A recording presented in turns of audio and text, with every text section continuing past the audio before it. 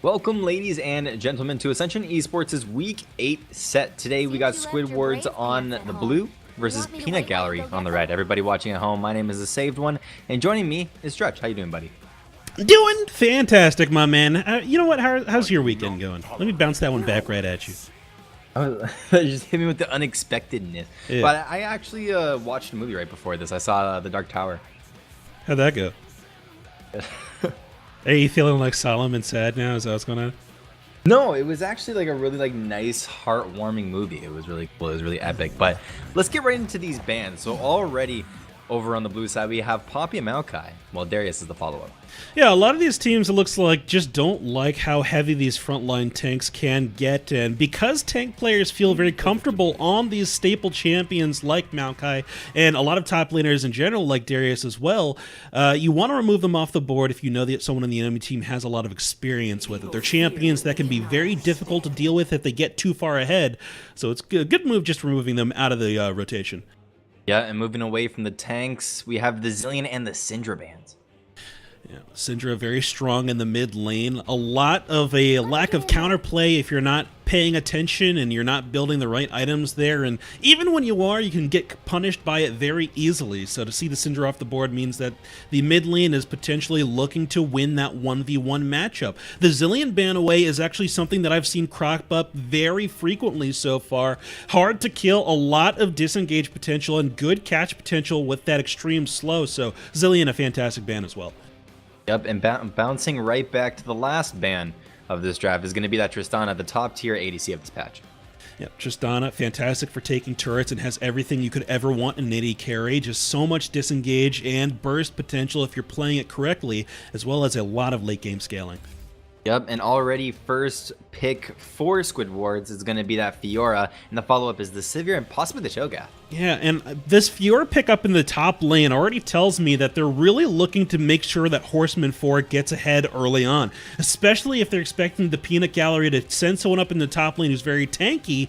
Fiora's going to do very well in that matchup. Cho'Gath being picked up is a little bit questionable here. I expect it to be coming straight out of the jungle just because there's no way you want to have Cho'Gath go up 1v1 against someone who counters the way your champion works straight away. Now, Cho'Gath, he is strong, but I don't know if he's strong enough to just straight up defeat that matchup. Sivir gives the mobility that Cho'Gath needs to get into this fight, so I think they're going to really try to make sure that Cho'Gath gets stacked up and just send him in as quickly as possible. We might be seeing another speed boost champion to make sure that this Cho'Gath can get into this team fight.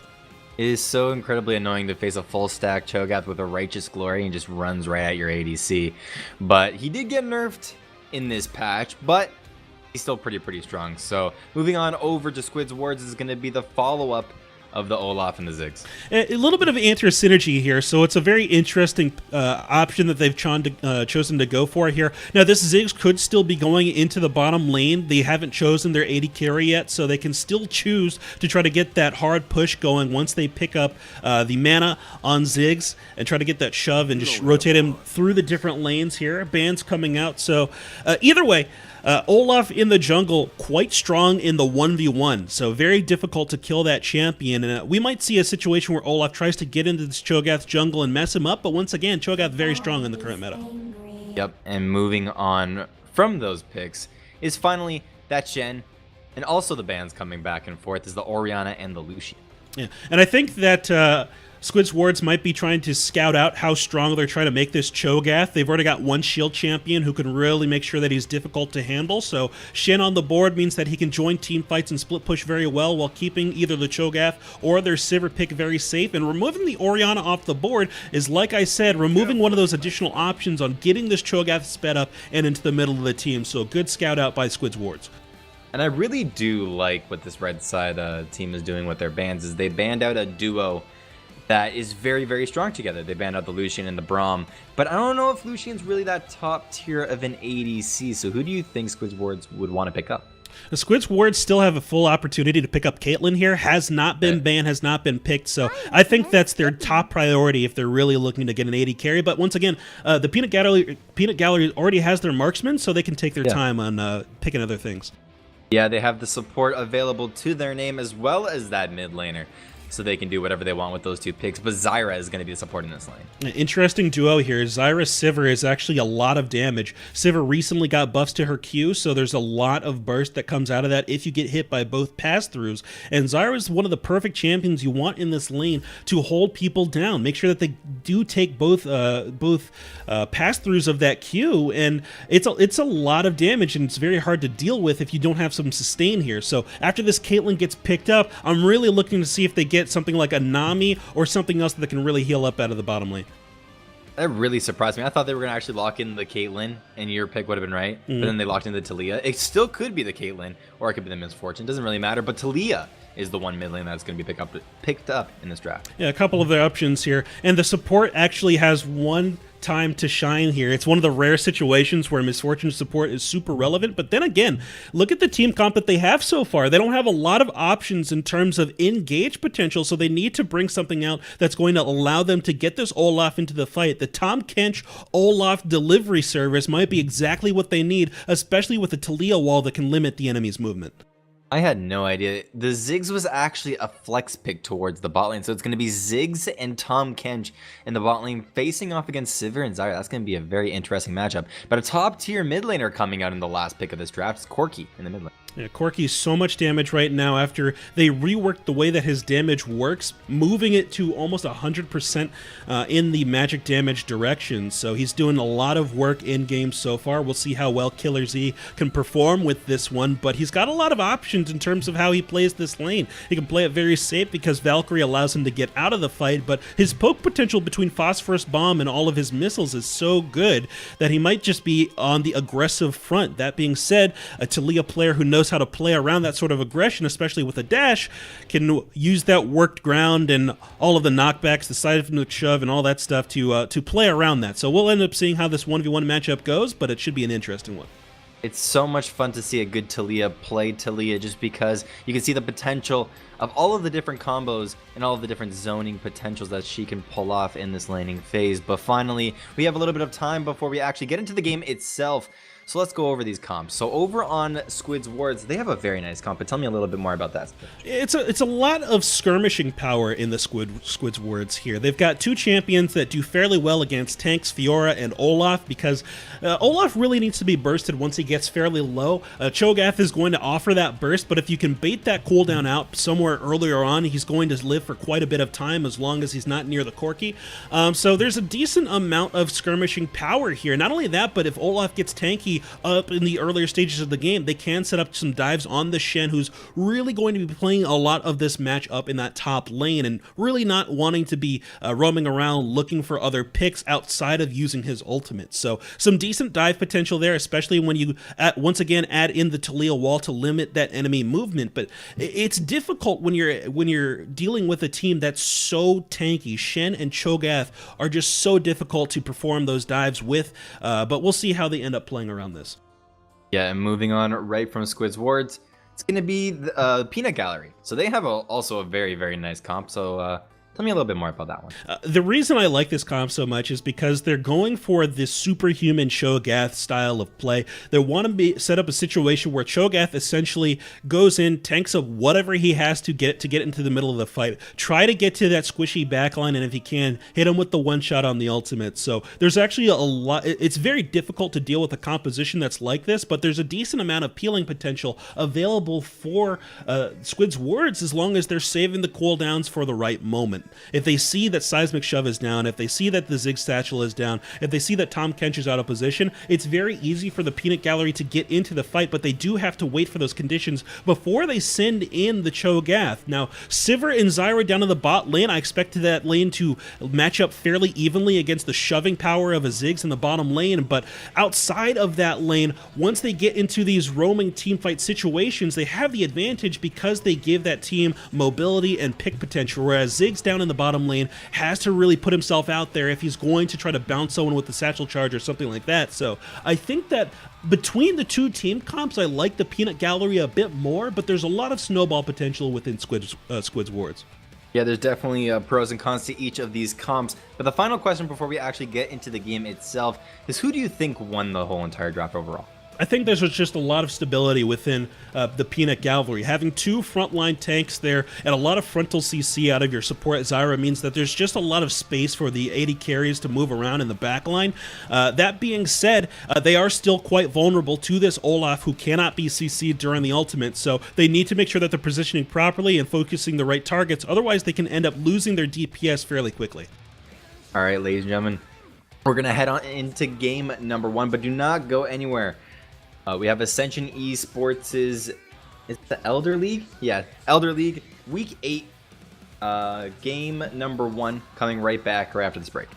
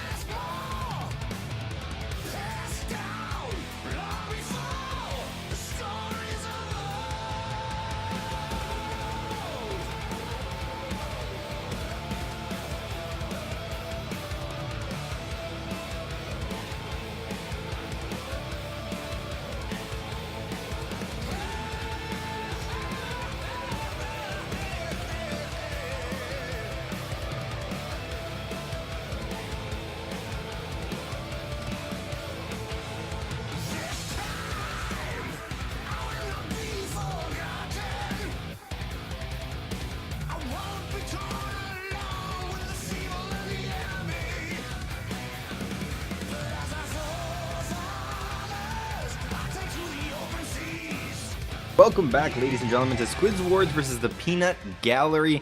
My name is TheSavedOne on your play-by-play casting. I got Stretch on the color casting commentary. How do you feel about this one? Should be an interesting one, as I struggle, a little bit with my overlays and stuff, trying to tweak some things before we get into the game.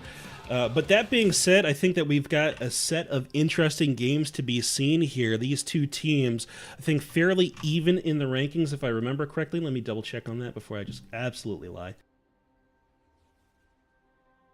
Squid Awards. Bunch of bronze.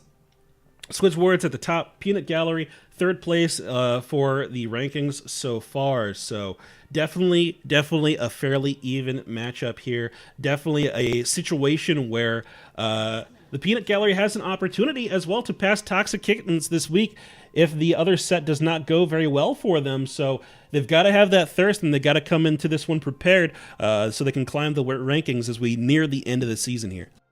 Got stats this week, man. Yeah, we're going all out with this week. This is super exciting. Let's go. But let's introduce these teams. On the blue side, we got Squid's Wards, Horseman 4 in the top lane, Eat My Apples in the jungle, Corn the Cat in the mid lane, Iris 0, ADC, and Leona Del Bay supporting him. And on the Peanut Gallery, we've got Wriggle Q up in the top lane, Rusty 1321 out of the jungle, Killer Z in the mid lane, Mother of Doges on ADC, and HMTKD on the Zyra support. But already 30 seconds in, we have a 5-point start. We usually see invades nowadays, but nothing too explosive here in game. Yeah, I think we see a lot of invades from the lower tier teams on the rankings, but these upper tier teams know the value of just having a solid start for their jungler and planning out a route that makes sense rather than looking for an early cheese. So you see this Olaf starting up in the top side of the jungle, and it's because they know that Zyra doesn't have a lot of escape potential down there outside of just landing the route, and if they can set something up with Leona Del Bay, they can start that lane snowballing, and that's part of the key of making this Ziggs bottom lane work. There's a lot of different starts that junglers can go nowadays. You were touching on that a little bit. But we already see that Cho'Gath and Corki are starting on the Raptors, while Olaf may be starting on the Red or even the Raptors himself. Yeah, Cho'Gath starting on that Raptor camp means that he can get a little bit of a quicker level 4, especially with a Phosphorus Bomb out of this Corki mid lane. So a lot of quick starts. It looks like Olaf has rotated over to kind of reflect what the enemy is doing here. So these guys might be going for a little bit more farm-oriented play, but there are some ganks to be had. Yeah, and where do you think those ganks will be had? in this early game. Olaf, I think, in these early stages of the game is fine, just trying to get into Rusty's jungle and looking for an invade there. But if it comes down to it, I expect them to really head down to this bottom lane where Tom Kench could kind of set up stuns and stuff, where he feels comfortable having someone who can really take the brunt of that early Zyra damage without really feeling too uncomfortable. So I think bottom lane's a good location. All the other spots are a little bit iffy on really trying to get in for kills. Yeah, we already see that Olaf is trying to ward and just put down some vision here all over. He put one ward in the river, can kind of maybe stop a roam, but no. He wants to put that down just to see if Cho'Gath will try and go for that early Scuttle Crab. But other than that, he's just perfectly fine with going into his own jungle. Cho'Gath almost kind of doing the same thing, but he's not really wasting as much time as Olaf is. Yeah, just trying to make sure that he farms up as quickly as possible. A big thing about this Cho'Gath jungle is that ultimate, and you need to have it available as quickly as you can so you can start stacking up health, getting that damage level up, and making sure that you show up to these lanes as an unstoppable force. So it's really important that Rusty makes sure that he doesn't get deterred or distracted, and he just gets those last hits. One thing I actually do want to touch on here in this early game is the Ziggs ADC. We haven't really seen it throughout a couple of patches. It kind of went away. But why do you think the Squid wards are going for that here in this game? I think that it was really partly the flex pick value in Champ Select. Once you see the Ziggs early on in the rotation, you're really unsure as to where it's going to go. And if you invest a lot in trying to counter that pick, you end up in a situation where you cannot chase him down. You know, he ends up down in the bot lane if you pick like a Zed or something to try to assassinate him in the mid lane. So it's really good that they've picked up this champion, but like you're saying, it's something we haven't seen before, and I think that it's partly due to the fact that the rest of the AD carry lineup has been buffed over the course of the last couple of weeks and months. So it's going to be interesting to see how he goes here, and they do have a lot of other physical damage sources, so it should work out fine for them.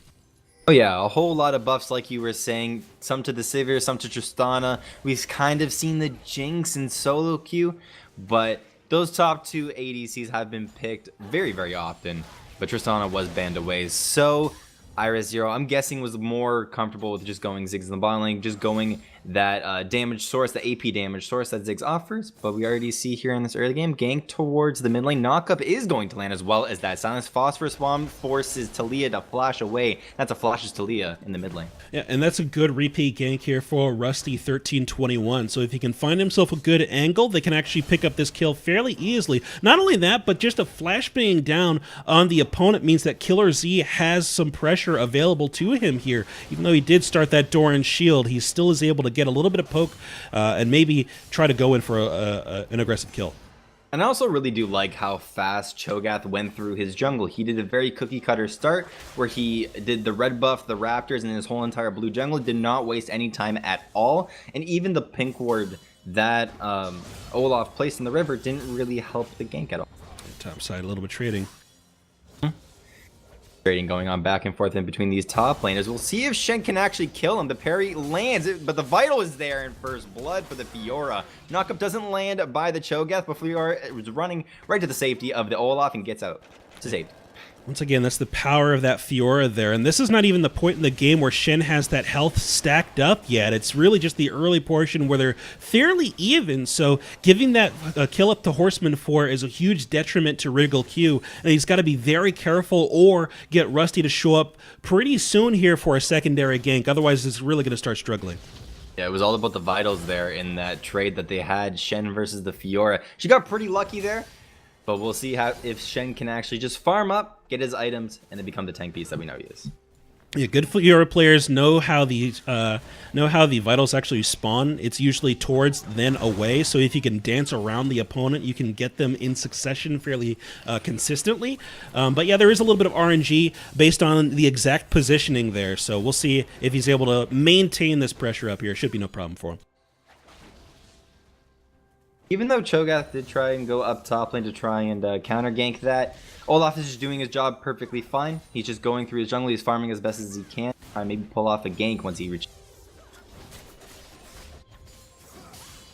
For the Olaf here. Once he does reach that level 6 point, but until then, Cho'Gath, once again, he's also trying to reach that level 6 point. Yeah, and oh, sorry, go ahead. I was just going to say that 6 is a really big number for both of these junglers. Yeah, because level 6 is what enables Olaf to even enter these fights to begin with, and level 6 is what allows Cho'Gath to finish these fights. So if both these guys, like you were saying, really need to have their level 6, otherwise it's a harder gank for them. Even like we saw up in the top lane, if Cho'Gath was level 6, it's an easy ultimate there, but top lane, Fiora. Towards the top lane, I think it's Grand Challenge? Grand Challenge, yeah. Grand Challenge was popped, did a lot of damage onto the Shen there. I thought that Fiora was dead in just a couple of hits, but the parry was enough to secure her safety, but it's just trading back and forth between these top laners. Yeah, and you can see the power of that Fiora once again. Low life doesn't really matter that much as long as she doesn't get last hit. She can catch up due to the healing on those vitals, and if she had gotten that fourth one as well, probably would have healed about half her life back there. So once again, Wriggle Q definitely in a hard situation up here, but Cho'Gath is pathing his way up there, maybe a little bit late,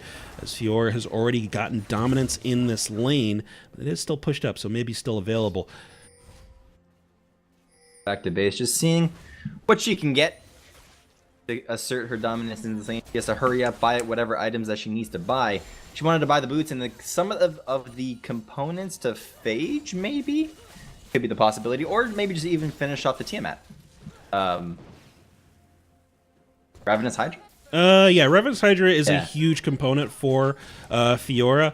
The other thing is that lifesteal that you get from just getting the Vampiric Scepter early on. Make sure that the trades that you take against this Shen don't matter nearly as much. You can be a little bit more sloppy with them. Bottom lane aggression, but never mind. Tom Kench.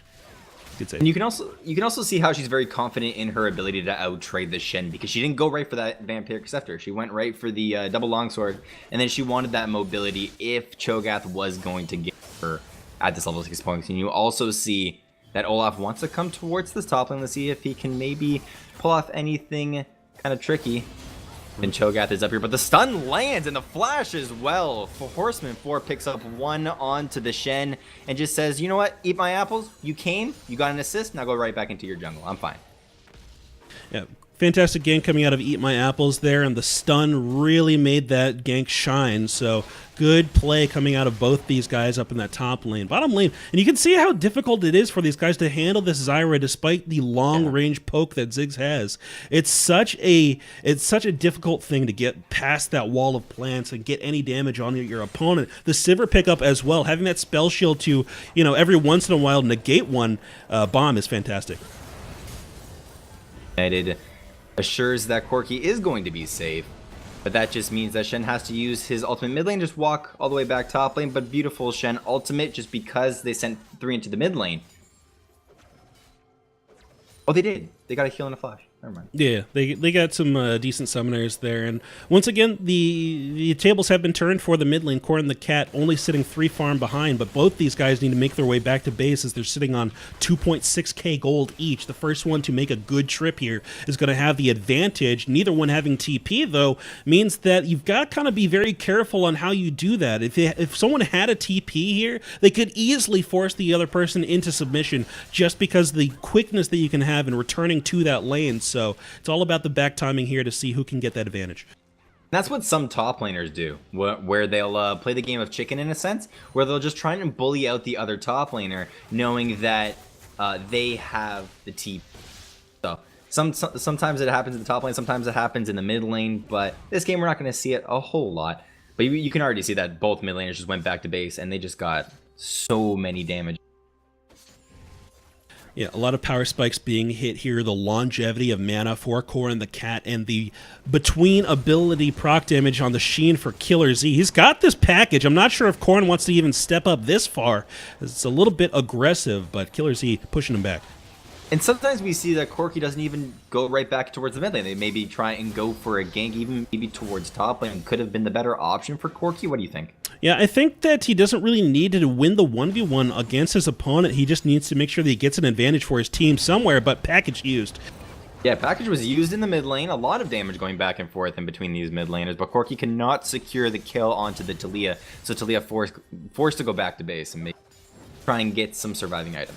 Yeah, no kill acquired there, but they still have the pressure in that lane. Corn being that low means that he is going to lose some minions here. And it does open up a window, it looks like, for Killer Z and Rusty to go for this dragon. So Earth Drake available for these guys, and that's a good movement by this team.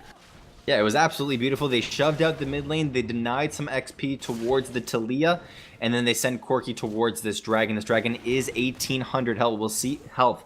We'll see if maybe Ziggs would try and steal it, but the feast is enough to secure the first dragon for the red side. And this is a good denial by them as well. The enemy team's Ziggs really wants to have that Mountain Drake, as many as possible, because his entire existence here on this squad is to make sure that he can take down these turrets very quickly. And when you start slowing down that process, you start countering the champion overall. So getting that Earth Drake as quickly as possible is definitely a high priority for the Peanut Gallery, and I'm glad they played toward it. And a very nice trade as well, because they traded Mountain Dragon for the Rift Herald. And they put it onto Fiora, so they're looking to get First Blood Tower at some point now. And Olaf is coming up here, maybe for a potential dive. You've got to be very careful when you go on this dive go for a dive on the Shen, though. Chunking him very low. Wriggle Q is able to get the slow under the turret there, so it's going to be a little bit iffy as long as Horseman 4 isn't the first person to tank the turret. I think they should be fine here, but I think Cho'Gath knows this play is developing. He's heading up. He's heading right towards that top lane. Olaf is kind of hesitant right now. The Rift Herald has spawned. Let's see how much damage it can actually do to the tower as well. Talia comes up with the Weaver's Wall. Wriggle Q gets absolutely decimated by the Fiora. The amount of damage that she can put out is absolutely insane. And with that said, it looks like First Blood Tower is going to fall. Yeah. Didn't make that rotation nearly quick enough there. Killer Z needed to head up to that top lane, as well as Rusty 1321. Both of them slacking just a little bit because they had already taken damage from doing that dragon. So not only that, but they were all the way on the bottom side of the map. So to make that trip all the way up there, it's difficult to counteract that play. That being said, with the kill on Shen and the pressure up in the top lane, Olaf's got a window to head into the enemy jungle and pick up that red buff. And denying that little bit of extra damage on the gank means that Cho'Gath has a little tiny bit of a harder time sticking to people to get those additional auto attacks off. So good denial coming out of Eat My Apples as the follow-up for that First Blood turret. This is also not a place that you want to be in when you are a jungler. You never want to be following up to the other jungler and not getting anything off of that. We see that Cho'Gath is doing that here. Not looking good for Yeah, got to be careful how you end up in these matches, but it's very difficult to get yourself out of this rut once you're into it, especially on a champion who doesn't have a lot of mobility to try to force some of these ganks. So it's going to be interesting to see how Rusty pulls himself out of this one, maybe with some dives bottom lane or something where he can take the turret damage for his squad, but top lane trading. Horseman 4 sees that there is a window opening for a potential kill onto Wriggle, and it is going to land. That's his 4th kill of this game. All of the kills are on this Fiora, and he's just an absolute beast. This is why I ban Fiora so often. And anytime you play with me in normals rank, I don't care what it is. If I'm top lane, I'm banning Fiora because I don't care how far ahead I am. That champion is absolutely ridiculous when it comes to killing tanks. And since that's my favorite, classification of champion to play, I'm just not gonna have any of it. I'd rather just give me the Jace, dude. Just give me the Jace. Give me the Jace, anything but the Fiora, but you can already see that the roams are coming in from Corn and the Cat here in this river, just taking a lot of damage from Killer Z. Olaf as well coming over the wall to maybe try and zone off the Corki and the Cho'Gath. It looked like the potential was there for a dive onto bot lane, but a very nice response from the Corki and the Cho'Gath. Yeah, good movement coming out there to just protect their mid laner there. I'm looking to see this bottom lane turret be under pressure fairly soon here. Mid lane turrets are up, but I think that both Olaf and Cho'Gath have this mindset that I can tank these turrets fairly well, and all I need is just a couple seconds to open up a window for my damage dealer to do some work. A little bit of chunking there out of Iris Zero as HMTKD is sent back to base. But either way, I think that bottom lane should be the most volatile spot, but it's surprising to see that the junglers are not playing around it. Yeah, they really heavily focused this top lane basically to the maximum. And it was pretty good for Olaf, but the Cho'Gath was also trying to go towards the top lane, but it didn't really work out in his favor. So now he's kind of in this situation where he just has no idea what to do. So he's trying to cover these lanes, he's trying to farm up his jungle, and he's like, what can I do? Maybe try and bring my get around to these lanes. Yeah, and I think that both these this bottom lane has really been conditioned that the mentality that they've got is push in as hard as possible to keep the enemy from getting any damage on my turret. And once you stop your tempo on that and force the enemy to mistakenly push in a wave, as package gets used a little bit oddly in the mid lane there, once you convince the enemy team to push into your turret, you open up a huge window for that gank. So it would be good to see some pressure down in the bottom lane, but Mother of Doges is just going to take the turret themselves. Yeah, you can also see in the mid lane, Fiora's trying to roam down with the power that she does have. Flashing over the wall, Rusty just gets deleted. That was so much damage coming up from this Fiora. 5-0-0 here in this game. And no answers so far to Horseman Force Fiora right now. No one on the enemy team who's really comfortable going head-to-head against it. There's already the Ravenous Hydra picked up with no healing reduction items for the enemy team here, so going to be very difficult to knock down Horseman 4. And to be honest with you, I feel like he's going to just take over this entire game until the Nexus explodes. Yeah, that's definitely the potential. The bomb comes out, but the flash away by the Zara, as well as Wriggle Q, using the stand united towards the bot lane. He's standing still for just a couple of seconds, just maybe wondering what he needs to do here. But answer's going to be nothing. As well, in 10 seconds, the next dragon is going to spawn, which is that wind dragon. Could be used on both sides. But it looks like the blue team is maybe more prepared for this. Horseman 4 finds himself in kind of a rough situation, but really doesn't, just because there's a Tom Cans right there. Iris 0 over the wall, just uses as much bombs as possible. The feast is there, and the shutdown goes down onto the Fiora. But Cho'Gath, he used his feast and doesn't really have any much escapes. The bomb doesn't land and just walks out to safety. Killer Z roaming from the mid lane, as well as Talia flashing onto the Cho'Gath. A 1-for-1 so far. Killer Z may be looking for the return kill, but as well, Corin the Cash is messing with the bot lane of this red team. Overall, a 2-for-2 at the end of that fight, but the fight is not over. Corin the Cat as well uses as many rocks as she has available to her name and just kills off the bot lane of the Peanut Gallery. As well, Killer Z is maybe looking for the return kill onto two of these members. They're both very, very low. But he has the mana and he has the health. He uses his Valkyrie to get into the fight. He flashes away as the shutdown. Can he land the last bomb or last rocket? Answer is going to be no. And finally, at the end of that fight, after that very long fight, it looked like it was a 4-for-2, 3 maybe. Yeah, something like that. But Fiora going down early in the fight should have been a huge win for the red team.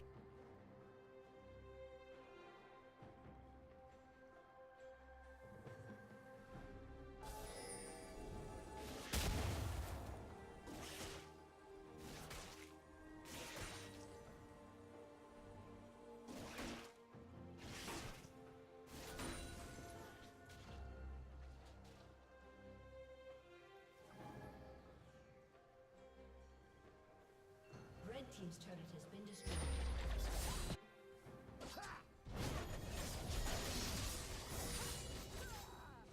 Yeah, and right now what it's looking like is that Sivir and Zara, as well as Cho'Gath and Shen, are these kind of like utility tank style forces just to prepare the way for this Corki. Because like you said, this Corki is absolutely massive and he's coming up really, really huge in these fights. So if he has the leeway to do what he did last fight, then I think in their favor. But other than that, 20 minutes into this game, already a 5k lead going over for Squid's wards, and you can already see that in their CS numbers as well as the items that they have.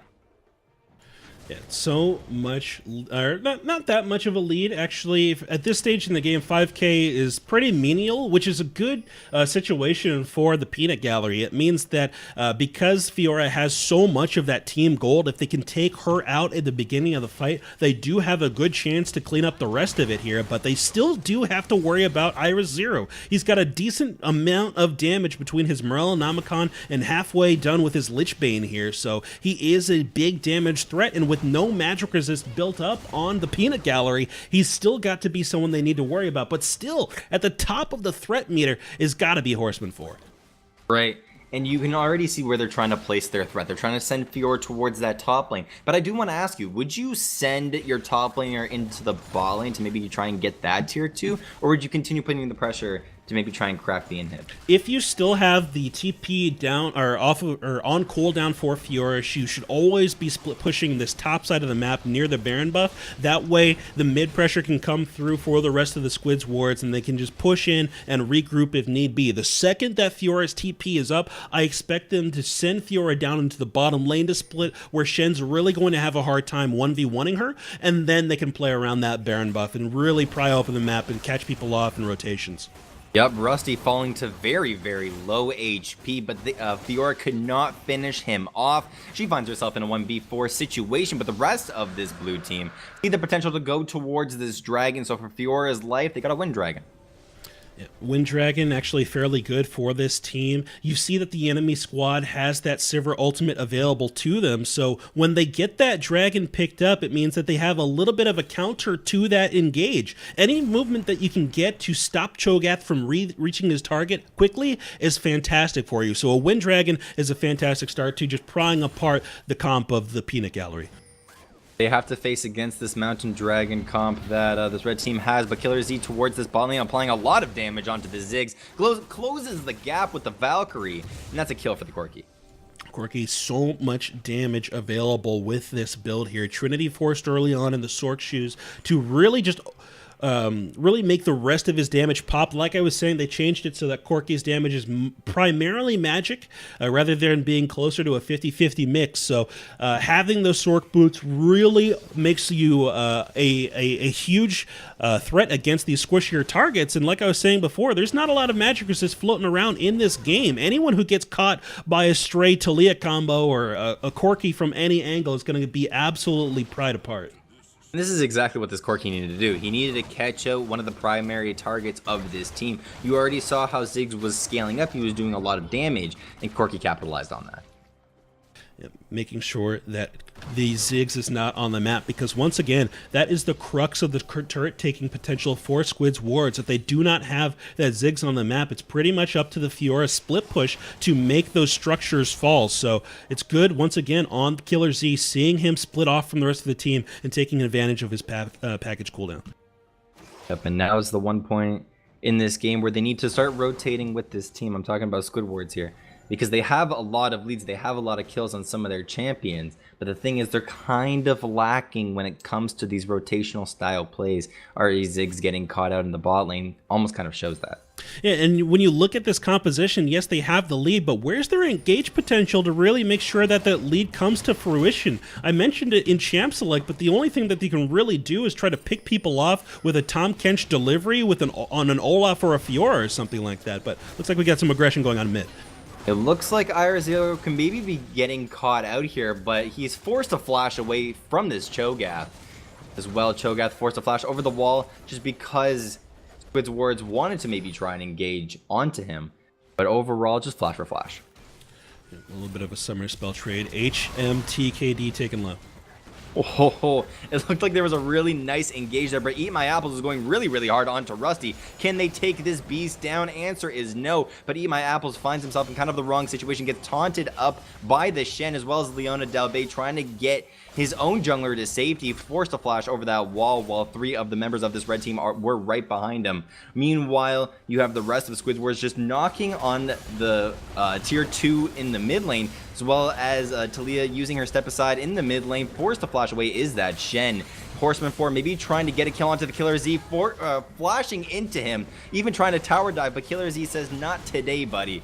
You just have to step right back, go right into the grave. And Talia as well picking up a double kill at the end of that fight. Overall, it was a 2 for 1 in the favor of the Peanut Gallery. This is an interesting game here, and the reason that it's so interesting is because Squid's wards have to chase so far up due to their lack of hard CC to actually make these fights work, but they move so quick, they have so many slows available to them that they are able to make it happen. It looks like we might have a kill here. Wriggle Q trying to engage onto Leona Del Bay. He wanted to try and suicide for that inhibitor, but didn't get to do it. Killer Z applying a lot of damage into the mid lane. A double kill for him. Can the minions take him out? He's got that red buff, so the answer is going to be no. Killer Z once again showing up big in the cleanup there, protects the inhibitor in the mid lane, and the denial of that pressure means that once again the Squid's wards have to fall back to that split pushing plan, and without the super minions going down that mid lane, it's going to be a little bit more difficult to get that pressure and maintain it. Baron buff attempt here by the Peanut Gallery is actually good for them, but might have a little skirmish in the jungle.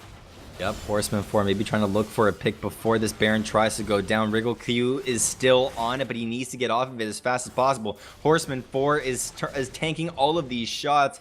Different styles of poke going on to him, but the Ragnarok is popped. But Eat My Apples did not want... Saved, hello? ...his own W, but tries to find the final kill onto the Horseman 4. Can this Fiora player get out of this situation alive? Just dashes out of that one very casually, but definitely stopped that Baron. Yeah, I've got a little bit of a connection issue here, chat, and I apologize for that. Not sure what's going on with my internet, but hopefully it's not going to be too big of a problem. But yeah, that was a good Baron attempt coming out of the Peanut Gallery. Really just sets the tone that they are ready and willing to take this Baron at the drop of a hat if Squid's wards does relent in their pressure. But once again, just tying back into the plays that went down there, Killer Z is an absolute menace at this stage of the game, and it feels like Horseman 4 is starting to fall off just a little bit as he goes for a kill in the top lane. Yeah, he's going for a kill into the top lane, forced the ultimate out of this Savior, but as well, Killer Z, he has the package available to his name. Maybe he's going to try and go in for an aggressive play, but it looks like there is no follow-up setup for the time being. Like he doesn't really want to use the package right now, but finally, these item power spikes coming out from all of these different champions. You can already see that the Corki, he's got 2 items working on 3, but even the Cho'Gath, he's got that Righteous Glory. Yeah, Righteous Glory, the key component for this Cho'Gath jungle build. You really need to make sure that he lands in the team fights, and it's the best item you can grab to make sure that he actually closes that gap. Nothing else in the game can really compare to that movement speed outside of pretty much... Maybe Zillion speed up is roughly the same speed, but even then, you still have the slowdown afterwards. So it's a beautiful combo to actually make sure he gets in there. The other thing that's coming pretty soon here is Corki finishing off what I assume to be either a Static Shiv or a Rapid Fire Cannon. I think that he wants Static Shiv because it pairs up with Phosphorus Bomb against minion waves to clear them out nice and quickly. But we'll see what he ends up going for here. And Shen damage is actually starting to pick up as well. Titanic Hydra finished off means that he's got a lot of wave clear when paired with that Sunfire Cape. And the dueling potential against Fiora might start getting to that point where he could take her out as long as he plays the trades very carefully. It's got to be short trades though, and with the speed that Fiora gets after the initial engage happens, it's going to be a real rough one for him. But if he's able to make some magic happen, he might just be able to pull it off. And it doesn't even matter that he's 1, 5, and 4. All that really matters is how much health he has and how much damage he can really dish out in these fights. And so far from what it's looking like, he can play that role as that tank style carry in all of these different fights that are going to happen eventually. Right now, 29 this game, 12-10 is the score. So the score is kind of evening out. The 5K didn't really matter. But right now, all that really matters is where are these guys going to apply their pressure? Where are Squidward's going to go next? And what do they really need to do? Squidward's has already seen the Peanut Gallery try to attempt that Baron, so their big thing is that they want to prevent them from taking it away. Once you show that you're willing to take that buff off of the map, it becomes the game to try to see who can get picks around it, who can, sneak one in really quickly or something like that. But that being said, it's a huge battle for the split pushers. Bottom lane, Horseman 4 just completely chasing out Wriggle Q, and that's just the power of that percent health true damage on that Fiora passive. That Fiora passive definitely playing a toll here in the mid to late game. It really does pack a punch if you can get onto one of the enemy carries. But right now, Fiora may be trying to go in for that flank, but sees that the Cho'Gath and the Sivir is there to back up the Corki. But it's really that point in the game where it's just kind of like who is going to make the first mistake and who is going to try and make the first move. Because we see a lot of map movement from Squid's wards around this Baron. It looks like they want to try and go for it, and finally they do send the Fiora into the bot lane to maybe try and apply that pressure. But it all just depends on what type of pick they really get here. Squidward's needs to be very uncomfortable with letting this drag out for an extended period of time, they do not have a lot of gap close to get to that backline damage those backline damage sources. So the Peanut Gallery is super happy with any time that gets wasted dancing around this Baron, trying to land poke that in the end really doesn't matter, that sort of thing, because it gives time for Mother of Doges, Killer Z, and Rusty 1321 to scale up into these monsters in the late game who, if you don't handle immediately, will just tear apart your entire team. Rusty, a little bit less than the others, but he's definitely hard to move around. Oh, that was a beautiful pick by the Ziggs onto the Zyra there right over the wall. And this might be the pick that this team actually needs just because of how much teamfight presence Zyra really does offer. But you can already see that Squid's wards are already on this Baron. Let's see if Rusty can maybe steal it. The Talia trying to zone. I like that Talia wall, but they're still able to maneuver around it. And this is where Shen really shines. I think that the Peanut Gallery can still win this fight as long as Silver steps up and gets a Shen ulti onto her. Ooh, Killer Z finding the first pick of this fight. He is dominating at this point, but it looks like the rest of this blue team are trying to go on to Rusty, but a very nice zoning potential that this Cho'Gath really did offer there. He basically just 1v4 zoned by himself while Corki just tried to get a kill, and he did get the kill. Now you can already see the rotation coming in from this team. Shen in the bot lane getting one tower, as well as 3 members in the mid lane getting another. Yeah, Corki and Ziggs under pressure. Aw, Ziggs just gets eaten up by Rusty. That's not the place that you want to be, man. He's just dead. Yeah, absolutely obliterated there by the feast. Make sure that it's kind of hard for his team now. That's a huge damage source for them, and no mid laner, no bot laner available. I'm not even sure why they're bothering chasing this one out, because if Mother of Doges gets protected by Rusty, I don't think there's a lot that they can really make happen in a team fight here. So they got to be careful where they walk. Was getting knocked up. A little bit of damage going back and forth.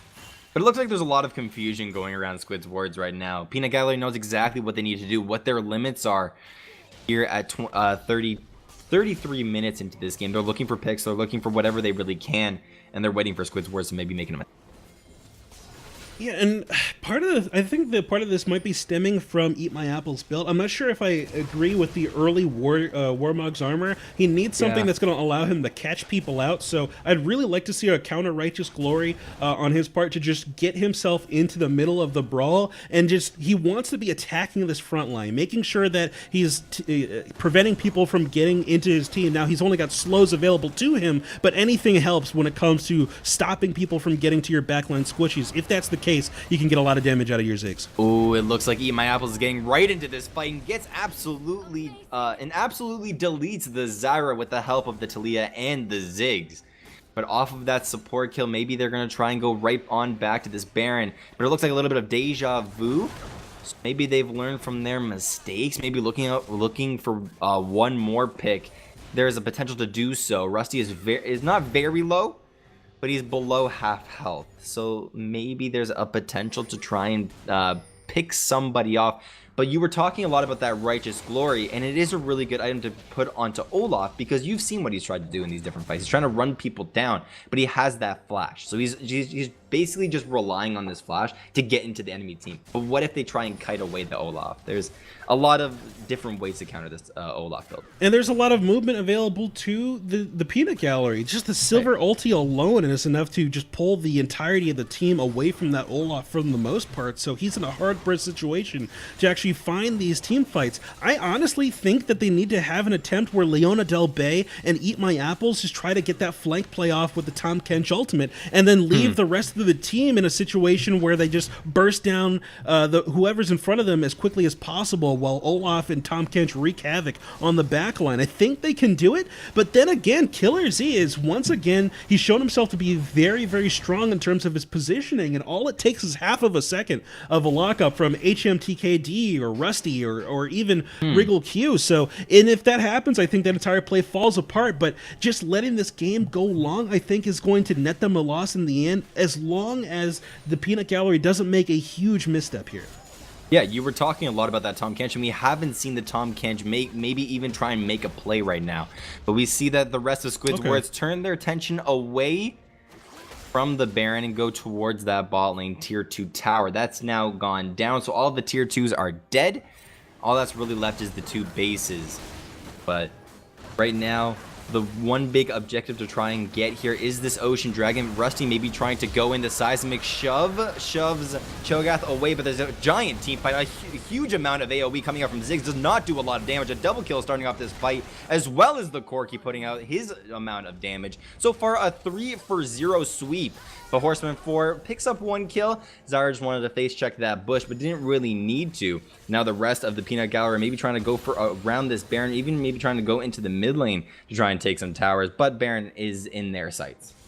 Easy rotation over to this Baron buff here.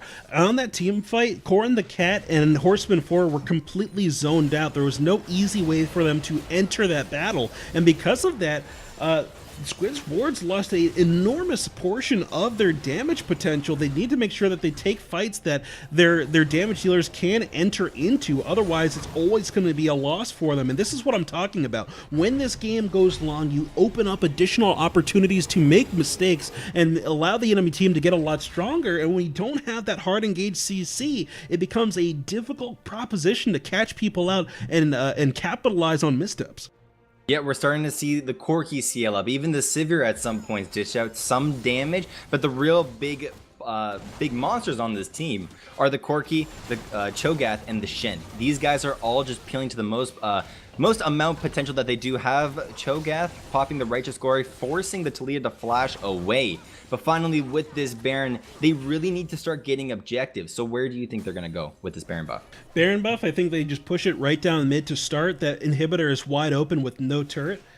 And I'm just talking about the complete wrong team here. My mistake. I actually think that they should take it slow here. The game is going to be a little bit of a long one. I would just say rotate your Shen up to the top lane to get that get those minions buffed up as the flash gets burned by Mother of Doges, and then send a 4-man push into the mid lane. There's a lot of poking potential you have available between your Zyra, your Ziggs, and your Sivir, as well as a lot of minion wave clearing potential. And it's really difficult for a single Ziggs to clear that minion wave. That's the only minion wave control that they've really got available to them. So the 4-1 split with Shen in one location and the 4 of them in another is the only way to really play this one out properly. Yeah, we saw a lot here in the laning phase how Taliyah, she has a lot of wave clear, but once the Baron up minions do spawn, she can really only do a little bit of damage to the first minion of the set. Then you really have to heavily rely on the Fiora, but she's split pushing like you saying. This team does not have a lot of wave clear, which could be detrimental to this team, but WriggleQ already in this bot lane is just split pushing the heck out of this. Ziggs forced to use the bomb, but you can already see that Taliyah is going down there to maybe deal with the Shen. But the rest of this team wants to capitalize onto this mid lane. Iris0 gets absolutely popped. He had no potential there to even try and stay alive. Eat My Apples also finding himself in the wrong situation. Rusty is just 1v3ing at this point, walks in, uses his feast, and walks right back out. As well, even in the bot lane, the Zyra and Mother of Doges are there to try and kill this inhibitor tower. Even the inhibitor itself at this point at 39 minutes in this game, it looks like the whole entire base is slowly falling. Horseman 4 just gets annihilated by Killer Z. It doesn't even matter at this point. Killer Z is just an absolute beast. All he really needs is a tank right in front of him, and that's exactly what Rusty is doing here. But it looks like the rest of this red team are trying to crack this base. Inhibitor, or Nexus Tower number 1 is about to fall right before Eat My Apples just dies. That's just straight up. And Corrin the Cat as well spawns and immediately gets bursted down. Nexus Tower number 1 falls. Nexus Tower number 2 as well. The Nexus itself at 39 minutes into this game, 19 to 15, a 72k to 67k lead going over for the Peanut Gallery. Peanut Gallery. GG to them. Yeah, well played by the Peanut Gallery. They played it nice and slow, but I think that Squid's wards definitely have an opportunity to make this series theirs if they continue to put this pressure in the top lane. I think that Horseman 4 does a fantastic job in the 1v1, and if they can support him a little bit more with some engaged CC or some picking potential, they should be fine to come back in this series. That being said, it feels like the Peanut Gallery does have a decent amount of stability in their frontline tanks. Rusty 1321 and WriggleQ definitely know how to play up that front line, be cautious, make sure that these squishies stay safe. So it's going to be an interesting matchup from here on out. That being said, looks like these guys are pretty much ready for game number 2 to get started. But let's take just a second to review a couple of the stats. Highest damage in that matchup so far. Killer Z's Corki, absolutely monstrous over the course of the mid to late game. Able to get a lot of poke potential off those Hex Tech rockets, the phosphorus bombs, and of course that magic damage conversion passive. So really being the crux of his team's DPS for the course of the match there. Horseman 4, who we thought was, I at least thought was going to take over the entirety of the match due to his top lane prowess, starting off the entire series, starting out the series with an explosive 5-0 start in the top lane, able to get kill after kill, and then 2 turrets pretty much almost back to back there. Actually, it was just the first blood turret with the Rift Herald, and I think the top lane inner stayed up for quite a bit of time. But it came down to these tanks on the front line who were able to eat up so much of the damage. Cho'Gath able to just completely soak out so much DPS, and then Shen able to throw out a lot of that damage out of the window between negating auto attacks, getting taunts on people, and spawning shields for himself. So well played overall by both teams. I think with some adjustments, we should be seeing an even more exciting game number 2. Yeah, and to remind you guys, this is a best of 3 series, so the really big question that I'm going to leave you guys with is, can Peanut Gallery finish this series off with a 2-0 sweep, or can Squid Wards come back in game numbers 2 and 3? Or in game number 2 to bring it to a game number 3. We're going to have to see in just a little bit, guys, but do not go anywhere. We have Ascension eSports' Elder League Week 8, game number 2, coming back in just a couple of minutes. Stay tuned.